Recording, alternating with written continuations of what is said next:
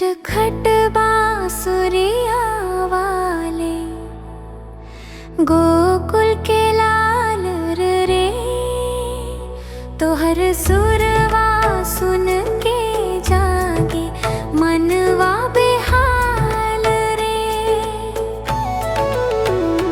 ए कन्हैया तोहर बंसी मोरा प्राण ले गइल, राधा के जैसे हमरो मन हर गइल।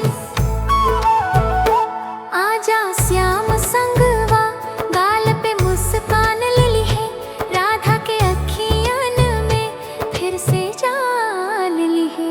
नटखट बांसुरिया वाले गोकुल के लाल रे, तोहर सुरवा सुन के जागे मनवा बेहाल रे।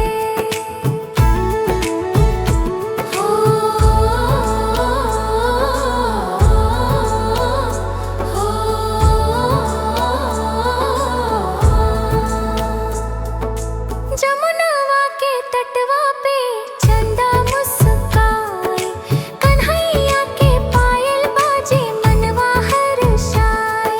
घुंघरू के रुनझुन में राधा झूमे रे, बांसुरी की तान पे धरती घूमे रे। भोर भइल नदिया किनारे सुगंध बयार चली, डफली बाजे शंख बजे हर दिशा महकेली। नींदवा टूटी सब गोपिनियन के, राधा नाचे संग गगनिया के। बांसुर बाजे राधा नाचे रे, गोपी गावे मन साचे रे। लाज शर्म छोड़ के आज राधा फाग खेले, कृष्णा के नाम जपे मनवा झूले। भक्ति के रंग में भींजल तनवा, प्रेम के दीप जले हर जनवा। आजा मोरे नंदलाला, नयनवा तरसे तोहर लाला। तोहर बिना अधूराई जग, राधा के मनवा बेकल अगिन रे। नटखट बांसुरिया वाले गोकुल के लाल रे, तोहर सुरवा सुन के जागे मनवा बेहाल रे।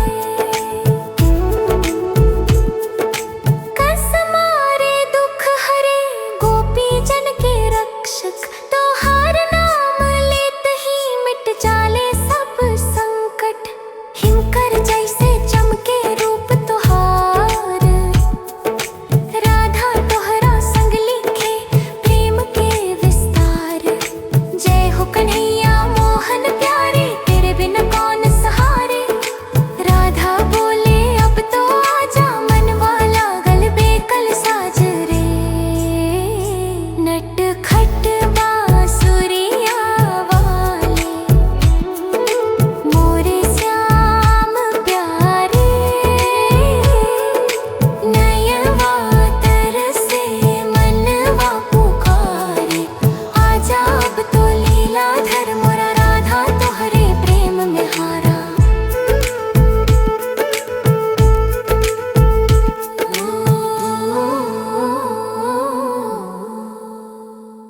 ऐसा ही ओरिजिनल भोजपुरी गीत खातिर सब्सक्राइब करी।